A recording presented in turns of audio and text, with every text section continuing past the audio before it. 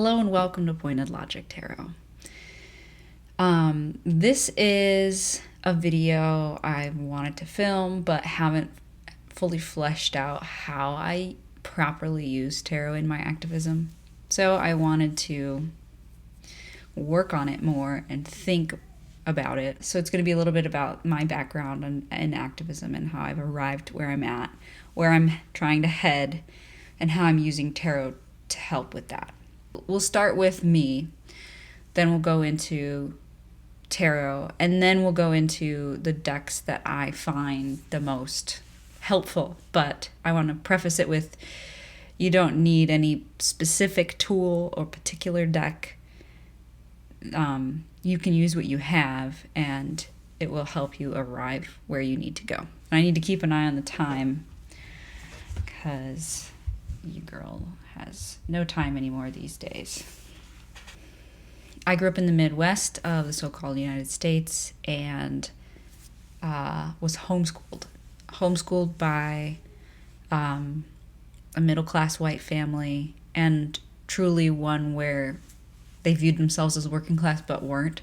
I'll leave an article down below called The Comfort Class, what the comfort class doesn't get, to sort of give you context. I grew up comfortably and isolated. I only had exposure to what my parents really cared about. So once I started college and was like, oh, there's a whole world out here, I had a lot of unlearning to do, and I do indeed still. And I just want to say, like, wherever you start, unlearning is going to be a big part of it. So tarot can help you reflect, but if you're reflecting on an echo chamber, you're not going to get very far. So there's that. But as far as career, and I will be vague because I don't want to like dox myself or share what my employer is working on or anything like that. But I started out as an intern with like the federal government. So the most colonialist you could get in conservation, but still. I then went from that to a private nonprofit, but it was a nonprofit that was in conservation, a large landowner when they should be a land returner, and very white, older, very much like wilderness is something we need to protect from people rather than people are nature, nature are people. We need to combine. I saw my employer making deals with big corporations to get their donations, or making deals selling BS carbon credits to excuse corporations from the pollution they were creating, making deals with oil and gas companies, pipelines. So I was like, I need to exit this. During that time is when I started really exploring protests, rallies, started educating myself on the Black Lives Matter movement and on environmental racism and climate justice work. So then I went from that conservation world into climate advocacy. Now I work with a small team of amazing people, all dedicated to justice and truly to like supporting the communities suffering from pollution, especially from oil and gas, from climate disasters, from environmental racism, and trying to help communities with autonomy as well as directly oppose industries harming us. And it's gone from like broad work down to local work over the course of my career. So those are some interesting things to note as I fine-tuned how I have been able to contribute to like the movement, quote unquote, i.e. breaking down this capitalist system and decolonizing. So that's sort of where I'm at now, and I'm really proud of the work that I do. And in my personal life, I try and build community where I can, and I try and support local initiatives and efforts. I try and put my time, energy, and money towards initiatives that matter. And I try to minimize harm, if that makes sense, like reduce my impacts. Tarot. How I use tarot in my activism. I use it in two main ways. The majority of the time, I do tarot readings on internal biases and sort of like that self-work that you need to do as you grow and unlearn. And then I also do tarot readings on external conflicts and situations. And when I say conflict, I mean sort of like disagreements about how to push the movement forward. Because a lot of the time, people have different ideas on how to move forward, but we are not united in the same way that oil and gas and money are. Like, we're here to, make a profit. We're here to extract as much out of the people and out of the earth as we can. Like, they're united in their greed, and in the various movements of very different people trying to come together to stop that, there's a lot of conflict. So there's a lot of space to use tarot as a tool to tease through that and to sort of work out problems. I've never used it like as a mitigation tool or anything, like amongst people, but I've done readings for me on how should I approach supporting this situation or like resolving it. Something else that I've done that's kind of interesting is I've done tabling events in my work, and I always have a tarot deck with me. And I don't want to jump into the decks and stuff just yet, but my trusty Gentle Tarot is the one, and specifically the little tin one is the one that travels with me everywhere. It's great to just have in your pocket, in your bag or whatever.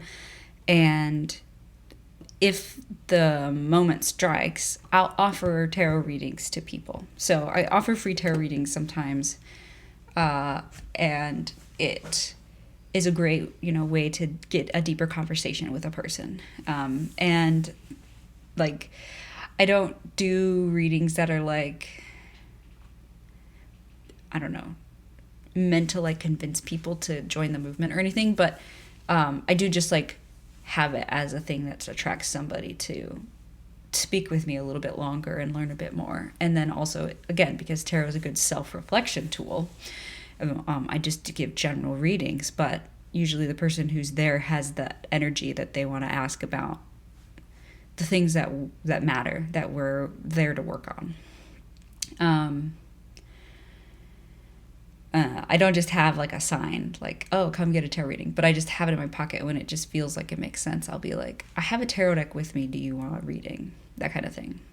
So I've done that. And then I also have done many tarot readings to help my colleagues through difficult moments. Like, not just like people I work like directly with, but like whenever we go to large in-person things, it always ends up that I'm doing some tarot reading for somebody to try and support them in their work. Movements are tied all together, but like, you should be supporting things you are maybe not directly working on all of the time. Climate activists need to go to Black Lives Matter movements.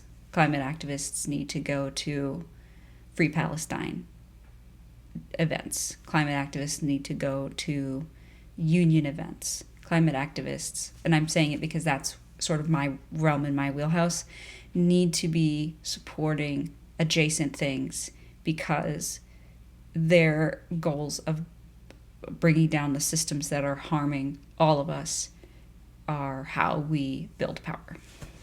And because it's the right thing to pick where your skills fit best, but you can apply them to your cause and support others in their causes, because again, the causes are all connected. And indeed, like, freedom is where we need, right? Collective liberation is what we're aiming for.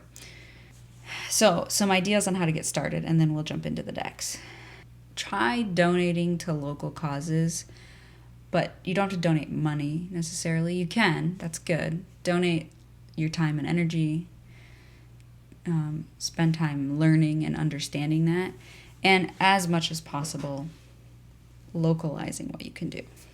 Rather than being like, oh, I have a monthly contribution to some big nonprofit. Find out what's actually going on where you are. Connect with mutual aid groups.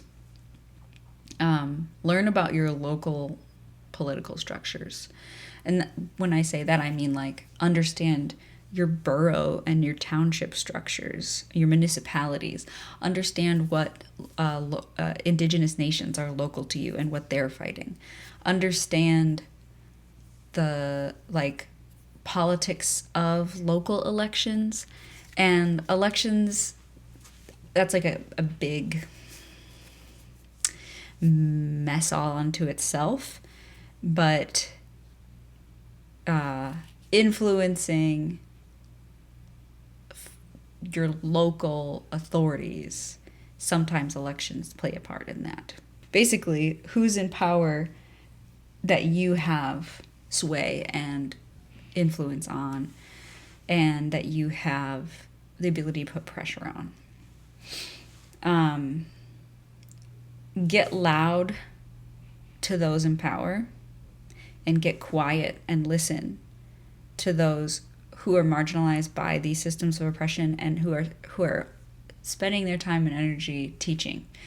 That's a lot of effort to expend to educate those of us uninformed because we were privileged enough not to worry about it when we grew up. Don't demand education from people, but the people who are out there speaking, educating, you get quiet and listen to what they have to say. Within our tarot sphere, tarot realm, my recommendations would be Auntie K's tarot channel, Activist Witch, Lane Smith. Those are three that I would start with. There's lots of folks, though. Find your local groups that are fighting capitalism and colonialism in some way, shape, or form, and find what you feel you have the ability to contribute to. It's messy. It takes time. So, start now. The time is now to get involved. And like I said, mutual aid groups are a good place to start. Find what are the topical issues right where you live, and figure out where your skill set fits in. Everybody has something that they can contribute to, and supporting the more localized things is a way that your contribution can have a big impact. And that's what I've found anyway. And it also builds relationships and community. I have some incredible friendships from the local networks of folks trying to make a difference that I would never have if I was just pressing a donate button or signing an online petition. And I'm not saying don't do those things, but seek to build community while you also build the revolution, if that makes sense. Let's go to decks. I'll be putting some tarot spreads and resources in the description box. Like I said in the intro, it's not necessary to have any specific deck, but these ones and their themes really help me explore my activism and sort through like what to do in certain situations. And like I said, I encourage everyone to get started somewhere and to not overthink it. Just start. Just find something that's happening near you and join in.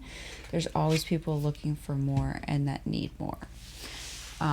One of the decks, I'm actually start with an Oracle deck. One of the decks that I think is a good place to start is the Spread Machine Change Oracle by Kimberly M. Sen, because this one is a place that would be good for folks to start as far as untangling biases and question things you've always accepted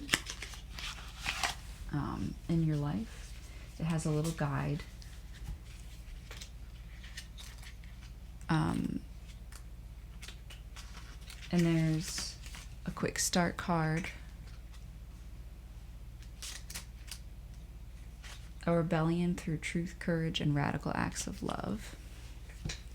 It's an expansion pack to the Spread Crafters deck, but I don't have that. I just have this expansion.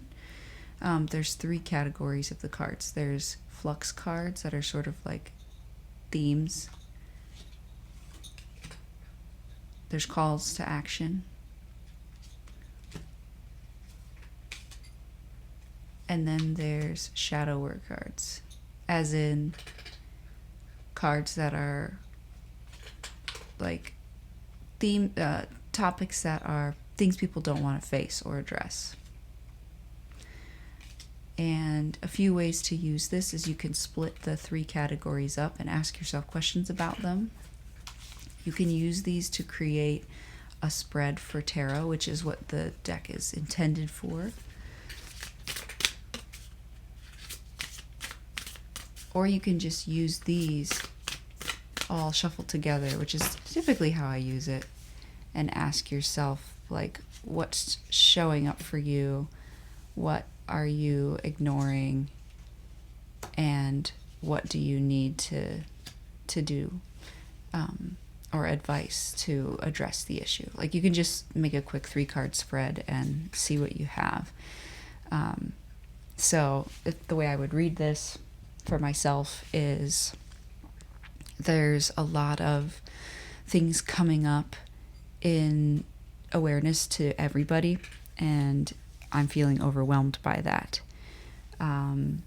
My first reaction to some of these may be just to harm those who are harming, and the advice to really address this is sort out how to make an impact that will benefit the collective rather than satisfy a need for revenge. Like, so that would be like a quick way to do that. Because I certainly have felt such anger and rage towards specific actions that I've wanted to just fight that, rather than, no, how do I approach this in a way that will cascade and make an impact? And I'm not saying that this is always I think revenge is something in particular that's really gonna harm the person acting out of resentment as well as the person they're going after, right? So revenge in particular, I don't think helps anyone, but I do think acts of rage, acts of strong emotions can be really impactful.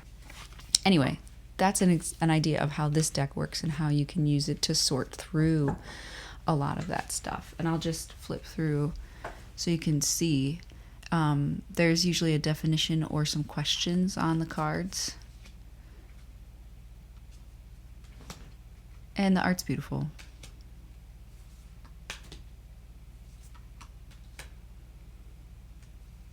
And that's why this is a good one for folks to get started with, because there might be themes that you've heard of but not really explored.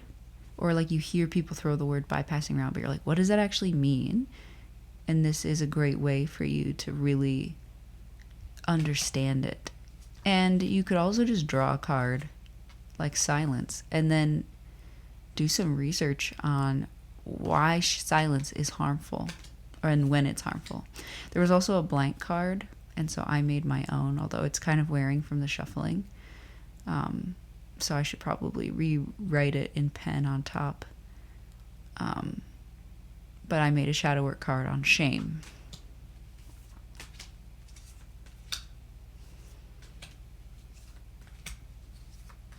Yeah, so that's the Spread Crafters expansion change deck. And the old name was Spread Machine, but I think they're all called Spread Crafters now. And so now I'm going to show some tarot decks. And one that I don't have, but I'll put on the screen. I had borrowed it from my dear friend Sarah over at Tangy Tarot, which was the Next World Tarot. And it's really lovely. It's large and unwieldy. It was a little bit difficult for me to work with, but I was drawing one card for my week and thinking about how to embody that. And it's a very powerful deck. So I've gotten that deck as a gift for others before, and I'm thinking maybe I should add it to my own collection. The art isn't something in particular that really engages me, so I'm worried that if I got it, I wouldn't use it. But I really enjoyed the time that I had borrowing the copy from Sarah, and so I need to, it's on my list to consider and to watch more flip throughs of and just enjoy it because it's really powerful art. But some decks that I have, the Gentle Tarot, which is my tried and true deck. I mentioned it in the intro. This is the pocket version. The Great Lakes Tarot. The Magic Pantry Tarot. And the Rust Belt Arcana, which is made by the same artist as the Great Lakes Tarot. We're going to start with Gentle Tarot. So this deck is my first tarot deck. I have the full size, and that's what I got. And it's really special. Like I said, I travel with this one, so I use this one the most. And a few things. So it's made by an indigenous creator, Marisa. Let me look up her full name so I'm saying it correctly.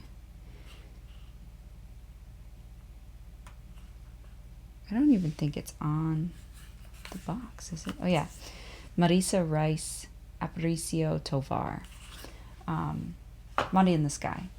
And Mari is indigenous and made this deck about her life in Alaska.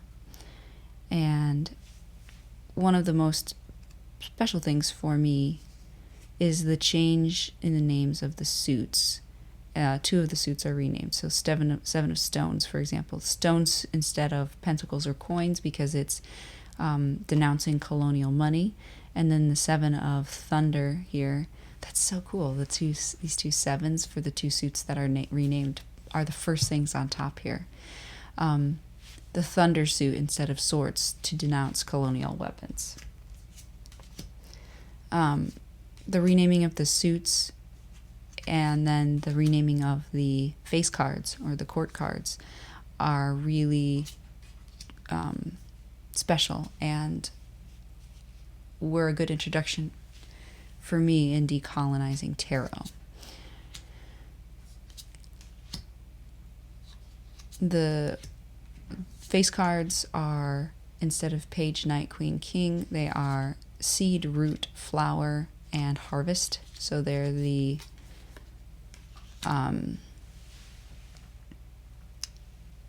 growth and fruition of a plant. This is a very conservation-minded deck. And this there's a sea turtle and there's plastic bags in the ocean in the back here, for example. This is a very emotive deck. This is a very loving deck. It's called the Gentle Tarot. It's very gentle. It's a great place to get started. And I can use it to explore pretty much any question. And I don't think it speaks to everyone that I've read for with it, because there's a lot of animals. So if people don't resonate with that, then that's not going to really answer to them. Although the figures in it are very powerful. But it's connected to almost everybody I've read with it for, and it's my favorite deck. Mari is actually just finished funding a new printing of the Gentle Tarot. This pocket one is still available.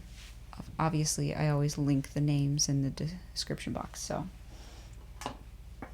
check her out. Her work's incredible.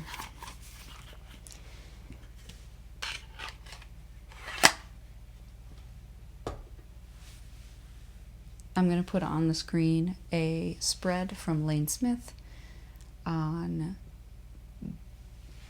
getting involved and like not hiding and jumping in and how to jump in. I have done that reading more than once for myself, and it's often the Gentle Tarot that I use.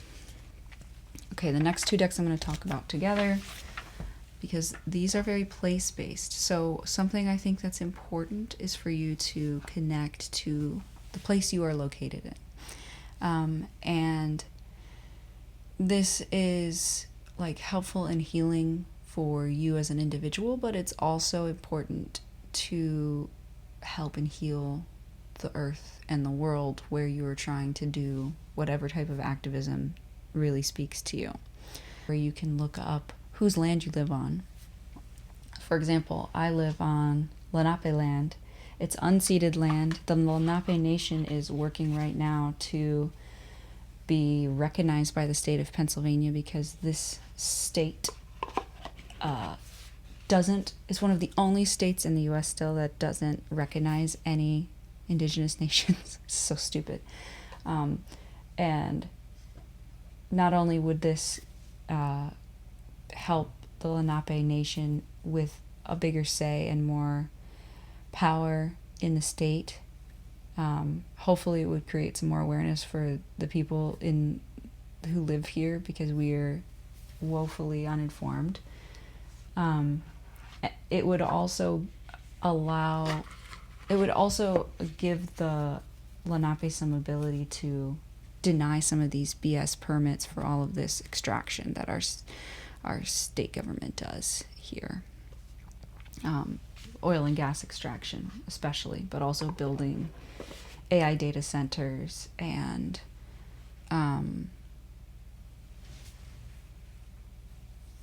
these fake, they're called false solutions, these fake climate ideas like building a bunch of hydrogen pipelines, and storing CO2 underground, and all these things that are risky and harmful. My state also likes to burn plastic and call it recycling. It's just ridiculous. I'll put some resources on all this information down below if you're interested. It's what I'm really passionate about, is fighting oil and gas and petrochemicals because it's poisoning everybody that lives here. And the Lenape Nation wants a stronger voice in fighting that. So if you can, get the word out, and wherever you live, figure out which indigenous nations are near you and how you can support them. Maybe it's just monetary support in the background. Maybe it's calling your representatives and demanding they become officially recognized nations by the so-called state government you have. Whatever it is, see what the nations are demanding and how you can plug in and support that. So these two decks are both illustrated by David Wilson. This one has a Major Arcana booklet. Rust Belt Arcana is what it's called, with beautiful essays by Matt Stansberry. And these are place-based. So this is the Rust Belt, which is a portion of the United States. And then this is the Great Lakes, which is an actual biogeographical region in the United States and Canada. I grew up in Michigan, which is surrounded by the Great Lakes, and then now I live in Pennsylvania, which is part of the Rust Belt, but also a Great Lakes state. Michigan is also part of the Rust Belt. So these are both from where I grew up as well as where I live now. I think I'll just flip through them both, and you can sort of see what's going on. This one's a little more straightforward. I love the colors in this one too. This one has keywords on the miners, and then it has actual figures with quotes from them in the face cards. So I'm going to put on the screen a spread by Katie Flowers. I miss Katie. I loved Katie's. Katie is someone you should go watch as far as the backlog of her videos, because she's another person I would put up there with, Auntie Kay, Lane Smith, Activist Witch, people you can learn from in our realm here of this interest. But she has a Connecting to the Land tarot spread that I did when I sort of first got into tarot, and it walloped me. It was great. It was such a good reading. These are very place-based decks, so they're kind of cool for how can I help this area? How can I connect to my community? How can I connect to the people here? What is my relationship to the land? These are the kind of questions you can ask, and a place-based deck really enables that. And it's especially just like if you live in an area and you see familiar things in the cards, it will spark that connection for you, and probably help heal a little bit of the pain and the disconnection from capitalism that we experience. Although obviously in here there are scenes of those things depicted. It's not just like nature scenes. There are a lot of nature scenes in here. But it also depicts, like, so here's a hunter. Here's the Sioux Locks. There's like salt mining in here. There's birds hitting buildings because of light pollution and glass. Monarchs crossing the Gulf. Well, that's nature, but you know what I mean. Like some of the things depict the collision between human-made structures and wildlife, pollution. I like the keywords on this one. They are unique. They're not always what I would think of.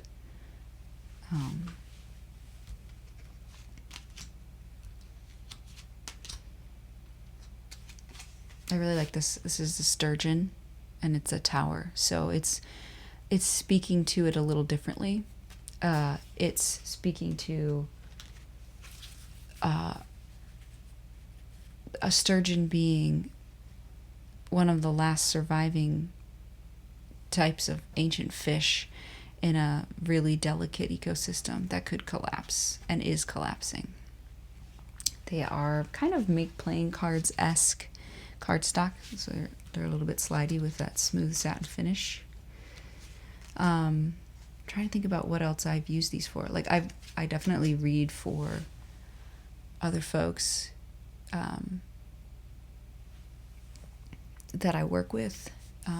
Something that's really, you get more comfortable like understanding as you get more involved in groups and activism is coalition building, which is where groups of groups sort of find where they align on common goals and then work together to build power. This, for example, is an actual person, Trash Fish from Ohio, and they have very kindly worked with coalitions that I'm a member of on initiatives. So we can reach more than just, Pennsylvania, but like the Ohio River Valley region or the Great Lakes region. Here's Turtle Island. Like, there's just some really good concepts in here. I love the book that comes with this. These are both by a small publisher, Belt Publishing, like Rust Belt. Belt Publishing has a ton of really great books for this region that can teach you a lot. And then I've been here, you know, so being a lot of these places helps too. And, you know, drawing these cards will bring up specific memories for me. Here's the one about the migrating birds hitting buildings. Yeah, if you don't want the deck, I do encourage you just to get the $10 book of essays. Here's Robin Wall Kimmerer, an incredible author. Yeah, I think that's enough of these,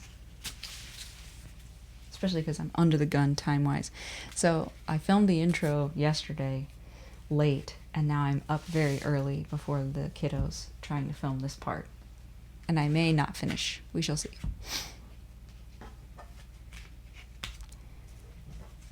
I'm in total, like, rush, scatter, talk fast, think later mode. It's ridiculous. Let's talk about the Magic Pantry Tarot.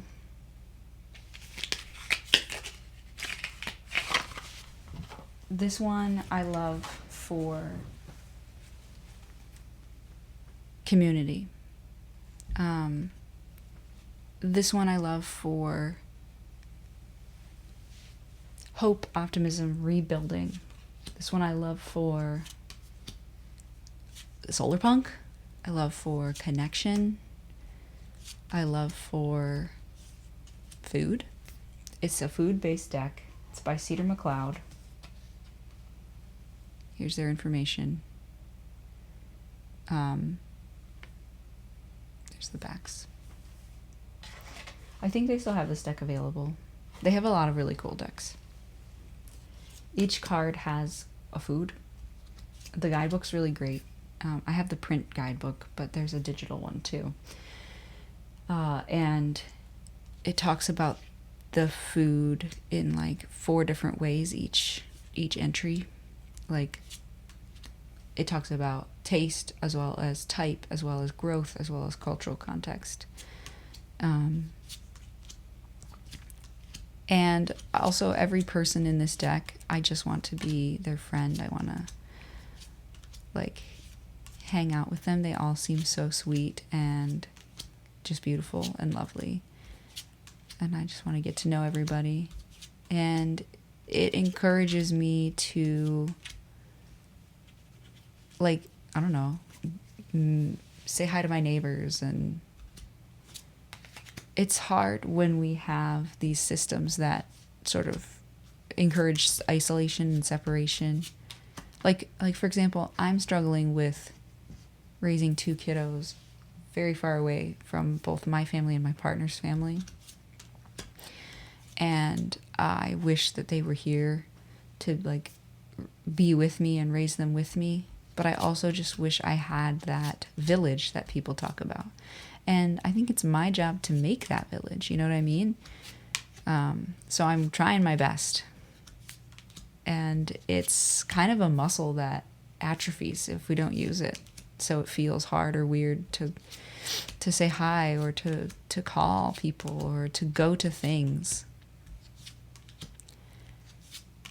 So anyway, this deck is encouraging me on the community building side of things. And you need a healthy dose of optimism to get you through, I think. Now, I'm also going to put on the screen a book. And I have this book, I just don't know where it is. It was gifted to me by a very lovely person who's an amazing author, a local author to me. She didn't write the book, but she gave me it as a gift. I have some of her books as well. Read This When Things Fall Apart is what it's called. And it's about sort of the, like, ups and downs of trying to make a difference, because you can very easily burn yourself out. So, like, you can go be a pessimist and still get a ton of things done. But you're going to burn out. I've done that. I've been there. I've done that more than once, honestly. And I am pessimistic in that I, for example, with climate change, think that we are going to experience a lot of the really bad impacts of it. But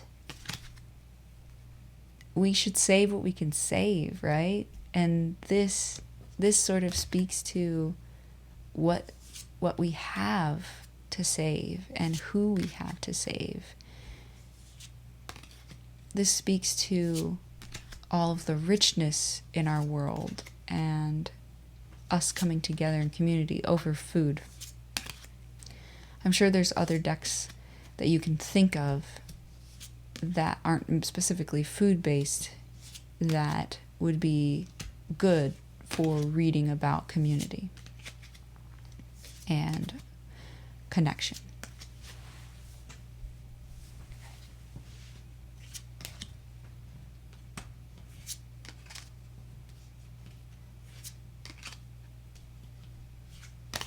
But yeah, so that's the Magic Pantry Tarot by Cedar McLeod. Love that deck. So this is kind of a tarot deck. It's also kind of an oracle deck, so I put it in this category. This is a newbie, but a great one and a goodie, and I'm so excited about it.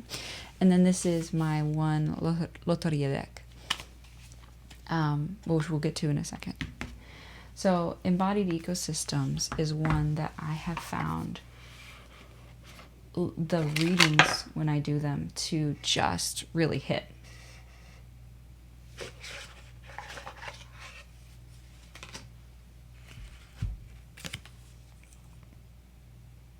It's a deck that shows images of like the human form embedded in nature. There's a few decks like this, but this one is really unique because the suits are renamed, the face cards, the courts are renamed, the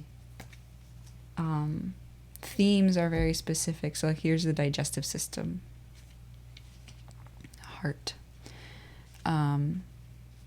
the numerology and shape, even like the shapes are very specific. I think pretty much every major's renamed. There's some bonus cards, so it is very unique. And but I found that so it can be a little bit of a muddle to wade through if you're trying to like sort out everything in the guidebook. But you could just pull it out and just read with it, and it just sings to me.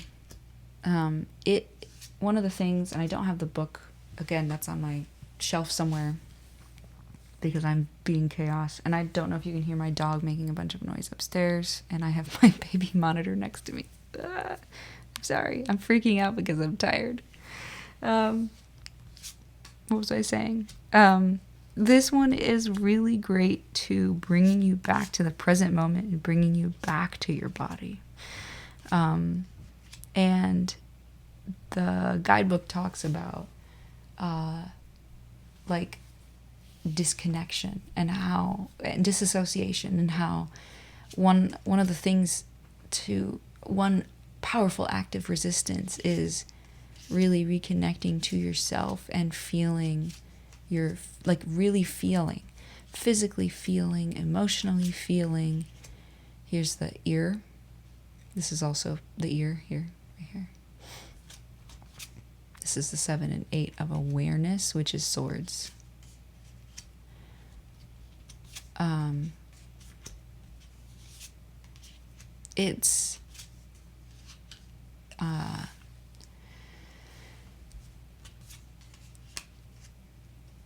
It helps you bring yourself back into where you are.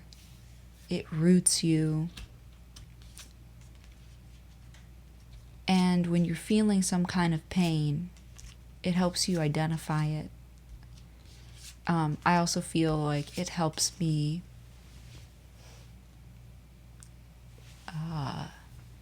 like if I'm feeling sad or tired or distraught or like all of these things that are unpleasant, it helps me actually sit with them and wade through it and feel it and then turn it into power and get right back up and back into the fray. So this, if I was going to give one word to this deck on what it gives me, is it gives me resilience. And it might not be the case for everybody with this deck. Here, I'm going to move this so it doesn't focus on that one. Here's one of the bonus cards, Liberation.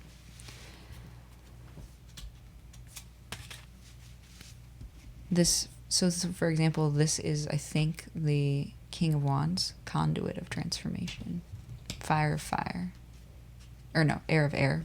Excuse me. Belonging is another bonus card.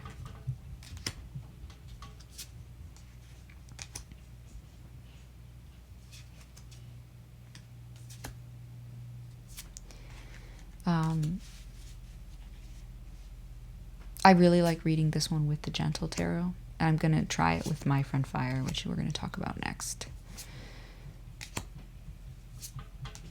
I will say, it does read well by itself. And I actually think it reads better with multiple cards than with just one or two, where you're like, okay, what am I looking at here? It feels like a lot to sort through, but like, let me just shuffle and show you what I mean. And I should have like shown a spread with the other two or the other three, but they read more tarot-y, if that makes sense. So I showed you the Oracle, and then I'm going to show you this one. Okay, so let's pull 4.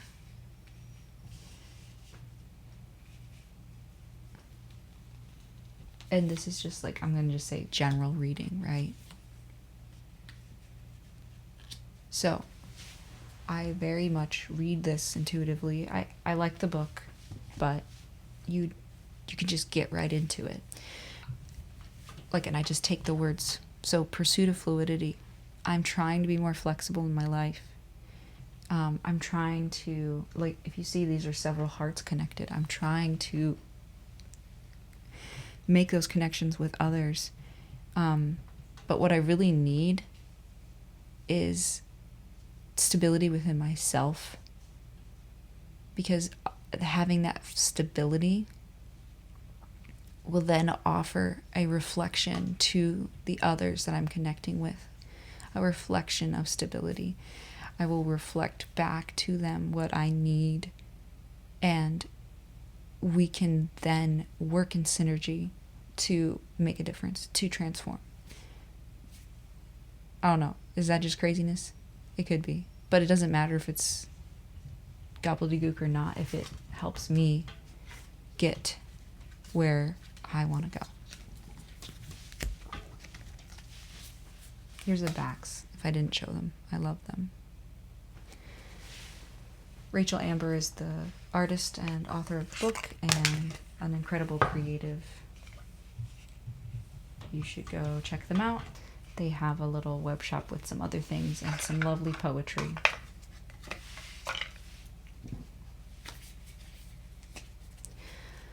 Okay, now we're going to talk about My Friend Fire, which you may have watched my chaotic unboxing, and if not, I'll link it if you want to see all the cards. This is by Mari from Mari in the Sky, just like the Gentle Tarot. This is very new to me. This is a highly anticipated deck. I've been really excited about this. Here's the guidebook. I also want to add, so this is the linen edition. When I first opened it, I had mentioned people were talking about how this guidebook was hard to read as far as like open and read it. Now that I've had it for a while and I've used it, the guidebook's actually like gotten more flexible, and it's easier to open it all the way. And it's not lost any sort of like stability. So just take each page if you have this deck and kind of flex it out, and it's been fine for me to be able to read everything. This deck already, first off, there are very few Oracle decks where I want to do a big full spread. Oh, wait, and here's the spread cards. These, they're also good. The spreads are great. The book is great. The book has made me cry already. The cards have made me cry. They're so good. It's just exactly what I need. It's medicine. Mari is a wizard. Or whatever, however she wants to define her amazing creative skills. Like, I am in love with these. They speak, they sing. This is again one I feel like I could use for almost anything, but it's very healing.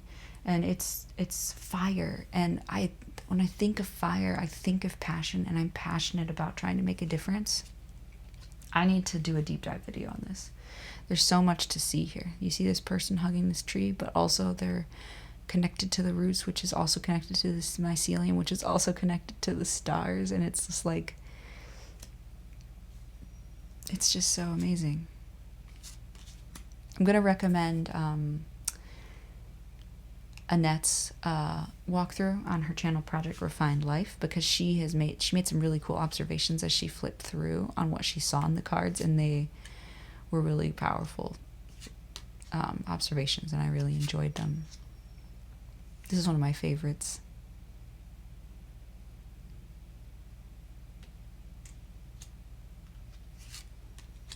This is my absolute favorite. And let me read the entry, just so you can get a taste. So this one says, seeing clearly. This is one of the ones that made me cry. I have a lot of special connection to this card, but it says in here, you are the beautiful kestrel, sensitive to the shifts in the wind, tuned into the details below. This card invites you to step back and cultivate a broader perspective of the world around you. From this point of view, you witness and grasp the world's systems, illusions, and deeper truths. Here you see greater forces at play and your relation to them. This card prioritizes a wider understanding. Collective awareness is collective healing. This is resistance.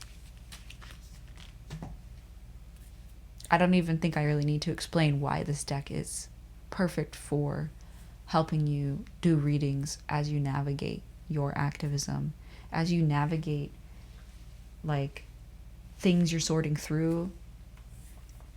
This is the kind of deck where you can say, okay, let's drill down to what really matters here, and how can you rectify this situation and stay true to yourself, but also honor the people who need your support, and honor the community, and honor the resistance. And these are the kind of questions you could ask a deck like this. And it's going to answer you honestly, but also sensitively, because these are very high emotion, high stakes kind of situations that I've found myself in before. And it's that gentle but honest perspective. I just love this deck. All right, let's draw a few cards. Let's actually do one of the spreads. Let's do when something is uncomfortable. Connect. How to approach this feeling.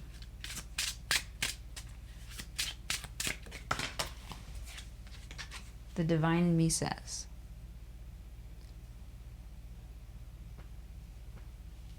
understand. What is the discomfort? Put it down.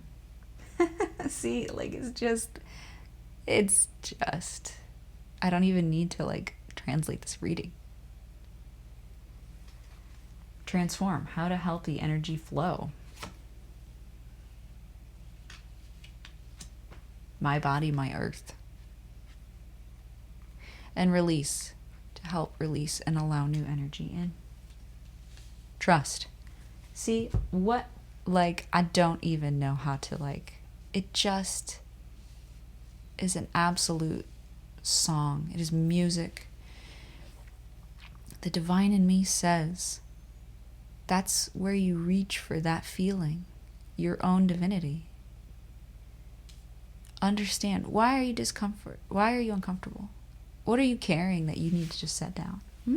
Are you putting the entire responsibility and weight of the world on yourself?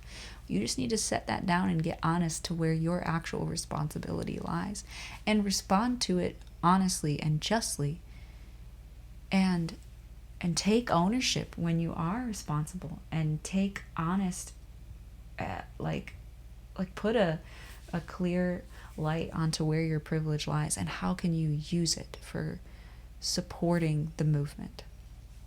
And then transform. My body, my earth.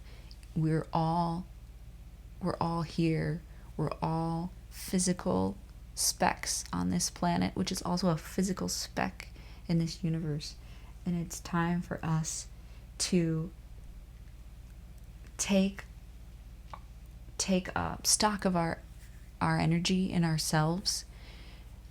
Nourish yourself emotionally, mentally, physically, and then use that energy instead of just using that energy for stress. I'm going to link a video about stress that you might think is kind of cool, and how to use it as a superpower and how to diffuse it so it doesn't make you sick. And, you know, like the earth, your body is resilient and deserving of nourishment. This card asks you to listen closely to your body and meet your needs. And it continues from there. And then release, help release and allow new energy in. It's trust. It's trust. That's all I need to say for that.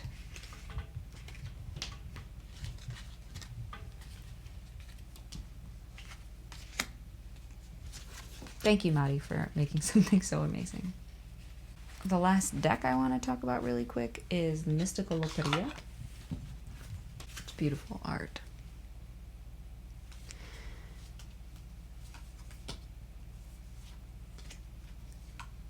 I think this one for me is, this speaks to the witchcraft side of activism. I'm gonna link again Auntie K and some of her videos about, again, you need to focus on how you can do this with your background and your culture, not someone else's, but just like how you can build power from your own home.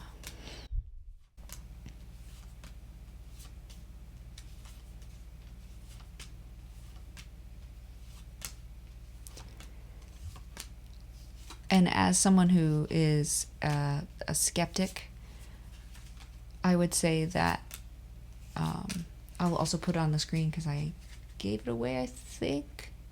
I read it and I really liked it, and there's a review on the channel. But it's the Utopian Witch, and it's like a solar punk witchcraft. It's like, has spells in it for fighting fossil fuel, it spells in it for climate disasters and things like that. And I think that this deck fits right in that for me, in that space.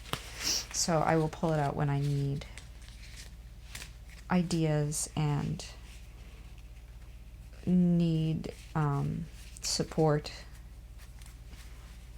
in building that kind of opposition in my own home, if that makes sense. And I love the cute little, I wish there was a chicken card, because Rooster is one of the originals, and it's not one that's depicted in this deck. And I wish that there was one, because I grew up with chickens and I feel like they are also a form of resistance. Okay, so now let's talk about another tool that I use that's not a deck, and that's the Geomancy Coins. Technically, this is from the Cosmovisions deck, so you could use just the face cards. The Being's Suit is what it's called in that, instead of these coins. I'm just going to pull a few out here. But these are, I will often ask myself a question on what I should embody in a specific situation, or what energy is around me that I need to be aware of. And then I'll take that coin, because I usually do, it's a one coin reading. Because if you're going to do proper geomancy, you're going to do a whole shield, and then it will math out to one of these meanings. Or you can just pull one. And the book is nice because it has really big images of the coins. And then I wrote in the corner the equivalent court card. So yeah, so the Mystic, courage, determination, wisdom. It's the Queen of Wands. But it's also acquisitio. And then there's like a definition in here. Fueled by fire and air, the mystic burns with knowledge so immense that it must have been acquired from the gods. And so like I want to bring the energy of success into this. If that's the case, I would take that coin with me, put it in my pocket. I will say I often pull this one. Like this one comes up so much whenever I'm going to go to like a rally or something. This is the Protector. And so this one will ride with me in my car as a little protector and stay in my pocket and encourage me to stand in the rally or protester situation as a protector to others. Because a lot of the people who are out there protesting are doing it with risks to their safety in ways that are not as much of a risk to me. So I should go out there and stand in that fray and offer my own self as a shield. So these are very much things that I will just draw one as sort of like an actual archetype to embody.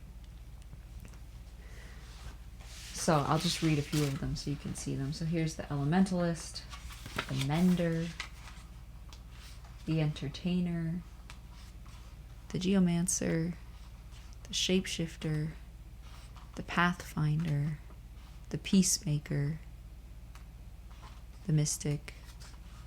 There's a bunch of them depicted. And they all have, you know, a proper geomantic word. Change, joy, the many. This one's great. This one's a great one to have come up. Harmony, action, violence, the fighter, sorrow, the romantic. Yeah, this is a really great tool. I find this one especially powerful in situations where I'm going to be taking action.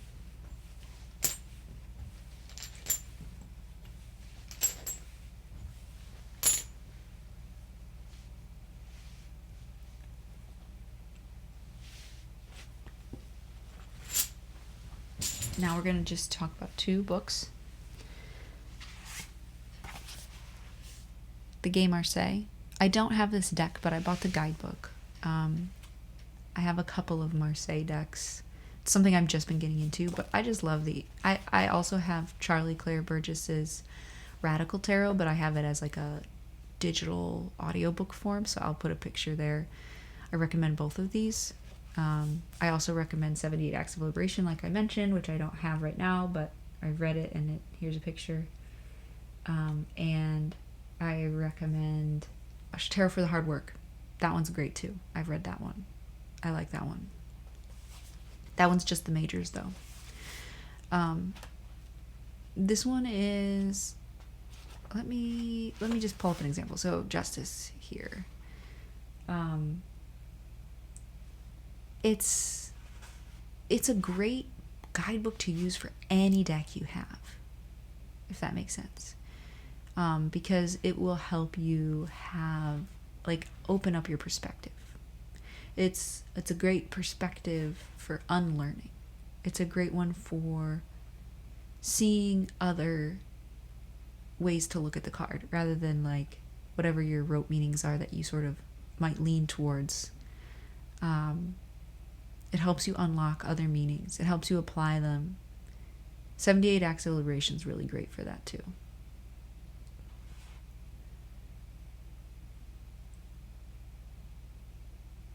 I'll just let you pause if you want to read this entry. And then this last book I have not read yet. I've only read a couple of the entries. It was gifted to me by the lovely Sarah from Tangy Tarot. It's called Red Tarot, A Decolonial Guide to Divinatory Literacy. It's a chunky one. I actually was just reading one of the cards because it came up in a group, the Five of Pentacles, and talking about poverty, violence. It's a meaty book, so I can't review this one yet, but it's promising, and I'm excited to really dig in and better apply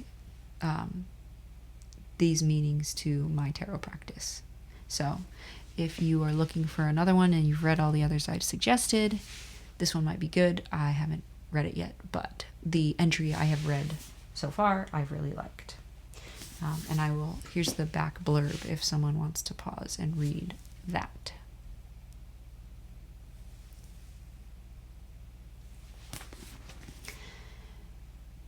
And those are some of the tools that I have used in my exploration of activism. This one being the newest one, and this book. And I encourage you to get started however small, and build power where you can. Support others already doing the work. If you're not out in the streets, for example, how can you support those who are? Now I'm just being silly, piling all these things up here precariously. I appreciate you and your patience as I explore my new normal. Take care.